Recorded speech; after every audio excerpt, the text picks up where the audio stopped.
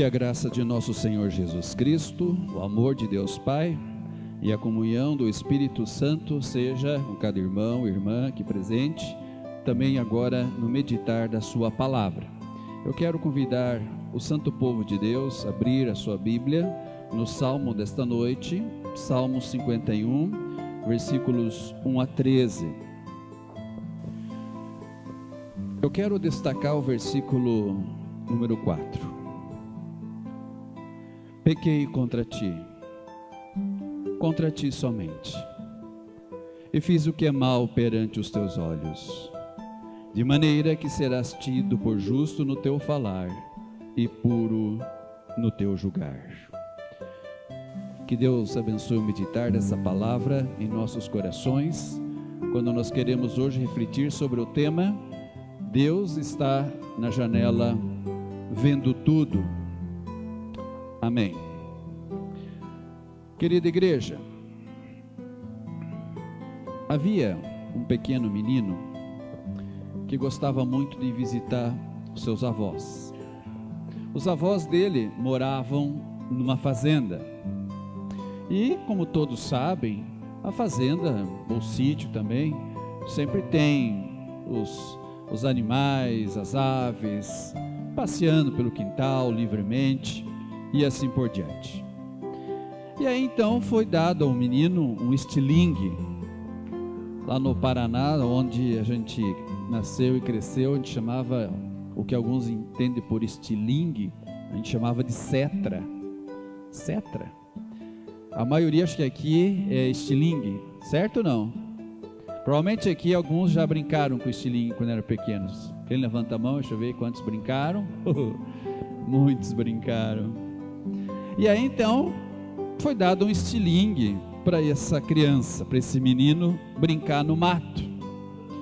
E ele começou a praticar na floresta. E ele mirava o alvo e nunca acertava. Daí ele tentava de novo, mirava o alvo e não acertava. E aí ele começou a ficar desanimado. Não era assim com vocês, quando vocês eram crianças também, quando não dava muito certo a brincadeira, vocês jogavam um brinquedo no chão, pisavam em cima deles, bravejavam, choravam, brigavam. E o menino então ficou um pouco desanimado e foi em direção à casa dos avós para o jantar. E aí então, como ele foi ficando um pouco para trás, foi mais devagar, aí ele viu o pato de estimação da vovó. E quando ele viu aquele pato mais lento, que é um pato confiante, né? Pato confiante é aquele pato que sabe que ninguém vai fazer mal para ele, sempre está de boa, anda calmamente. E o moleque então, num impulso, ele acertou o pato na cabeça e matou o pato preferido, o pato de estimação da vovó. Claro, imagine a situação do menino. Ele ficou extremamente chocado, ficou triste. E aí, em pânico, então, o que ele fez? Ele pegou o corpo do pato, o pato morto no caso, e escondeu ali numa pilha de madeira. E a irmã dele, a Ana, tinha visto tudo, mas ela não disse nada. Após o almoço, no dia seguinte, a avó disse: Ana, vamos lavar a louça? E ela então respondeu: vovó, Pedrinho me disse que queria ajudar a senhora na cozinha. E o Pedrinho: mas eu não. E ela sussurrou-lhe: lembra-te do pato? Assim o Pedrinho tratou de ir lavar os pratos. Mais tarde naquele dia, o vovô perguntou se as crianças queriam pescar. E aí a vovó disse: me desculpe, mas eu preciso da Ana aqui para ajudar a fazer o jantar. O pessoal vai estar tudo com fome. E a Ana apenas sorriu e disse: não, está tudo certo, porque o Pedrinho me disse que ele queria ajudar. E aí quando o Pedrinho esboçou uma reação, a Ana falou: lembra-te do pato? Então a Ana foi pescar e Pedrinho ficou para ajudar. Após vários dias de Pedrinho fazendo o trabalho da Ana, chegou uma hora assim que ele não aguentava mais. Ele não aguentava. Além de fazer aquele trabalho, estar mentindo para a avó, a quem ele muito estimava, começou a dar uma angústia nele muito grande. E aí ele veio com a avó e confessou que tinha matado o pato. Vó, olha, esses dias aí eu estava lá com o meu estilingue, acertei a cabeça do seu pato de estimação, matei ele. Nossa, e eu não falei nada para a senhora. Aí a avó ajoelhou-se, deu-lhe um abraço e disse para ele assim: querido, eu sei, eu estava na janela, eu vi a coisa toda, mas porque eu te amo, eu te perdoei. Eu só estava me perguntando quanto tempo você iria deixar a Ana fazer de você um escravo. A grande coisa desse momento, o que realmente você fez de bom, foi ter finalmente chegado até a minha presença e confessado o seu erro. E o perdão está te concedido. Queridos irmãos, a grande coisa acerca de Deus é que quando você pede perdão, Ele não só perdoa, mas Ele esquece. Ele é como aquela vovó generosa. E é pela graça e misericórdia de Deus que nós somos salvos. Ou seja, nós podemos dizer que Deus está na janela, vendo tudo. Isso num primeiro momento pode ser assustador, pode até soar lei, mas este ver de Deus também acontece para nos contemplar com a sua graça. E é sobre isso justamente que o Salmo 51 fala, porque esse Salmo 51, ele é um salmo penitencial, e ele é usado liturgicamente por sua mensagem de humildade e arrependimento. Este salmo declara a confissão de Davi diante do terrível pecado que ele havia cometido com Batseba, quando ele havia adulterado com ela. E aí nesta confissão o rei Davi reconhece e aceita a responsabilidade, e ele fala no versículo 3: pois eu conheço as minhas transgressões e o meu pecado está sempre diante de mim. Ou seja, eu reconheço que a responsabilidade é tão somente minha. Ele não acusa outras pessoas ou circunstâncias, mas ele reconhece que o problema está nele. No versículo 5, ele reconhece a miséria humana. No versículo 9, ele busca a compaixão. E no versículo 10, ele clama por um espírito reto. Então, na lei do Antigo Testamento, se oferecia sacrifícios por conta dos pecados cometidos. Pelo conhecimento que tinha de Deus, Davi entendia que o sacrifício não mudava em nada a pessoa que o oferecia. Davi sabia que para Deus valia mais a obediência, um coração contrito e quebrantado, do que os sacrifícios de animais, e é isso o que ele oferece. O que ele oferece para Deus? Sacrifícios naquele momento de confissão? Não.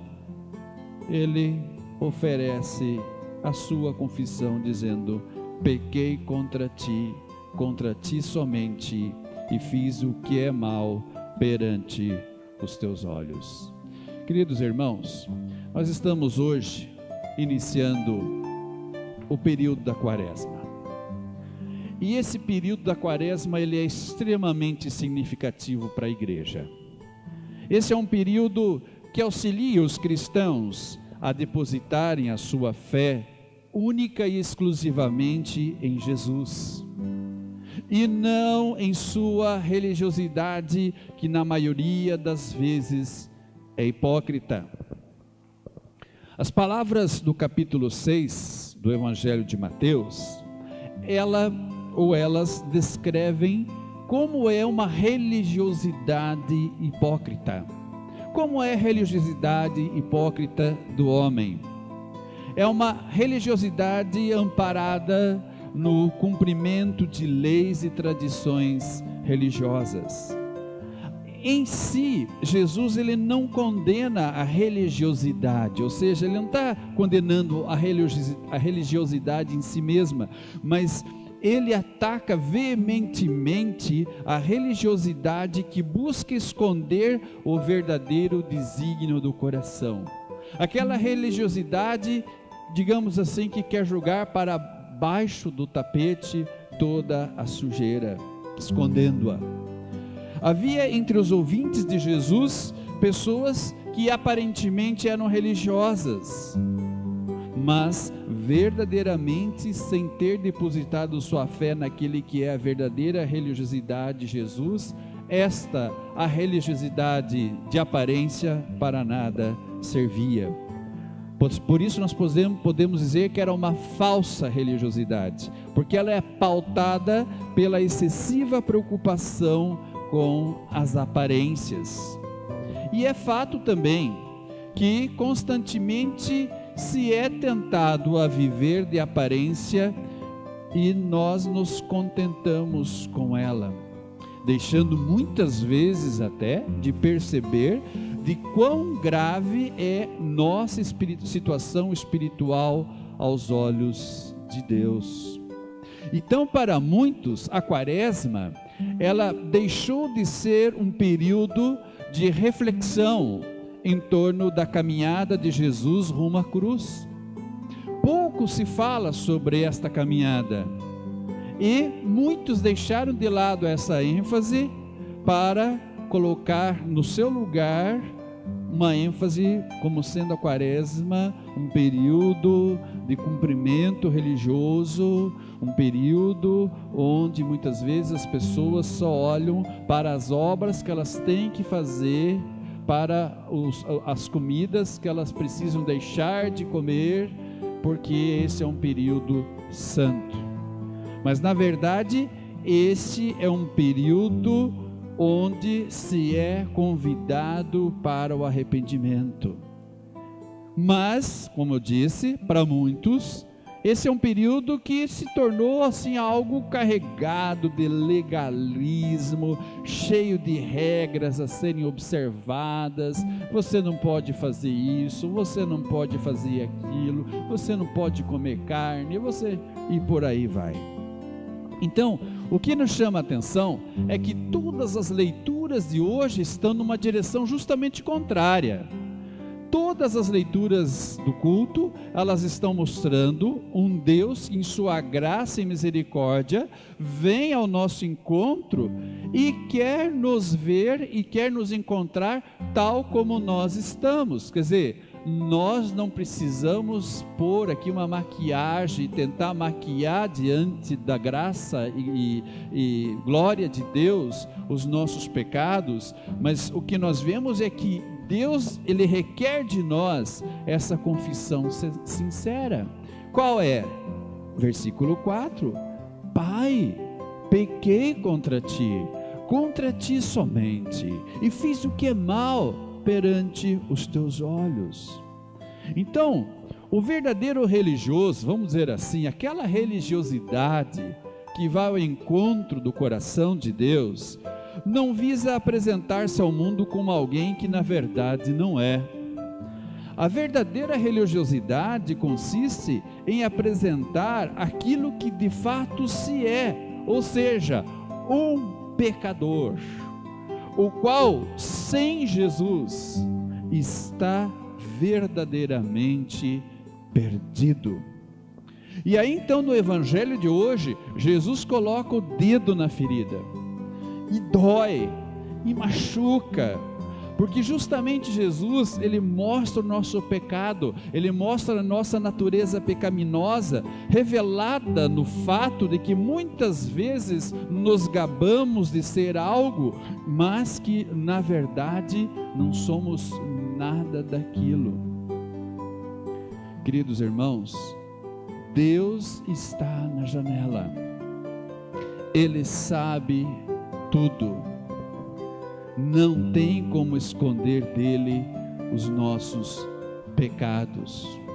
Portanto, a quaresma está aí, diante de vocês. A quaresma é um convite para que cada um de nós, sinceramente arrependido, saiba que sua maior riqueza não está nas coisas deste mundo ou nas suas supostas realizações religiosas. Não. O pecador só pode agarrar-se firmemente em Jesus, o verdadeiro tesouro. Esta é a ênfase da quaresma. A fé em Jesus é a verdadeira religiosidade. Lembre-se, a quaresma é uma bênção, pois é um período em que o pecador é convidado a depositar a sua confiança em Jesus, aquele que provou o seu amor por mim e por você. Como diz lá em Romanos 5:8, pelo fato de Cristo ter morrido por nós, sendo ainda nós pecadores. Meus irmãos, Deus está na janela, vendo tudo, sabe tudo, e em Cristo perdoa tudo, esquece tudo. Por isso, meus irmãos, não vamos ser como aquele menino que viveu dias difíceis, enquanto ele não procurou a sua avó e confessou o seu pecado, enquanto ele não se libertou. Porque aquele menino, enquanto ele omitiu, enquanto ele não reconheceu o seu erro, a vida dele estava escravizada por uma consciência que o maltratava e sugava de si toda a sua alegria e contentamento. Mas vamos seguir aquilo que o salmista aqui nos orienta. Aquilo que ele fez é um espelho para nós, quando ele chega diante de Deus e de uma forma simples, ele se apresenta tal como ele é, tal como ele está. Isso me faz lembrar aquela história de um rapaz, um fotógrafo. Na verdade não era um fotógrafo, ele era um pintor, e ele gostava de ir até a praça principal da cidade, e ali então ele pedia permissão para as pessoas, e quando ele achava alguns traços interessantes, algo que chamasse atenção, ele fazia o retrato da pessoa. E aí então um dia apareceu um maltrapilho, uma pessoa assim numa situação realmente lastimável, a roupa toda rasgada, todo barbudo, cabeludo, sujo, e aquele perfil chamou a atenção do artista que estava fazendo os desenhos. E aí então ele falou: olha, é o seguinte, acabou meu material aqui, amanhã você esteja em tal hora aqui na praça que eu quero fazer um retrato seu. E aí tá bom. Aí chegou o dia seguinte, o rapaz estava lá, o pintor, né, material tranquilo agora, pronto, material devidamente no seu devido lugar, e procurando na praça o cabeludo, o barbudo, o mal cheiroso, o maltrapilho que ele queria desenhar, fazer o desenho. E aí olhava para a direita, olhava para a esquerda e nada. De repente ele viu um sujeito vindo em direção aonde ele estava, cabelinho cortado, né? Passou como é que a gente chama? Um gel, né? Barba feita, banho tomado, veio em direção a ele. Ô, meu amigo, disse o rapaz, estou aqui como você disse, como você pediu ontem, só que eu estava muito feio ontem, daí hoje eu passei, dei um trato aí, tomei um banho e tal, agora você pode me retratar. O pintor olhou bem para ele e falou assim: não, você não serve, pode ir embora, agora não serve mais, porque eu queria pintar você tal como você estava, tal como você é. Não apenas agora você se tornou uma outra pessoa em função de um serviço que queria fazer. E assim o pintor dispensou aquela pessoa. Meus irmãos, assim é Deus. Não vamos tentar esconder de Deus quem nós somos. Deus, Ele quer nos receber tal como nós estamos. Se nós realmente olhamos para a nossa vida, olhamos para dentro dos nossos corações, se olhamos para o mal que temos feito em pensamentos, palavras, ações e omissões, se nós temos noção realmente da gravidade em que nós estamos, não vamos pensar assim, não, mas eu vou ter que aí criar uma religiosidade de fachada para esse Deus me aceitar. Não, Deus nos quer tal como nós estamos, tal como nós nos encontramos, e diante dele então, tal como nós estamos e nos encontramos, sem tentar criar uma falsa religiosidade, sem tentar esconder aquilo que de fato nós somos, nós queremos dizer para ele assim: pequei contra ti somente, e fiz o que é mal perante os teus olhos. Esse é o nosso Deus em que nós cremos, meus irmãos. Ele olha para nós pela janela para nos contemplar com a sua graça. Ele sabe tudo, conhece tudo, porque Ele quer nos salvar em Cristo. E justamente tal como nós estamos, Ele oferece o Cristo para nós, a verdadeira essência da religião. E nós então, na fé que recebemos o Espírito Santo, abraçamos para nós aquilo que Jesus conseguiu morrendo na cruz para nos salvar. É assim que Deus nos trata. E essa é a ênfase da Quaresma. Esta é a ênfase da quarta-feira de cinzas. O verdadeiro e sincero arrependimento e a confiança num Deus gracioso e misericordioso que chama a todos para a salvação eterna.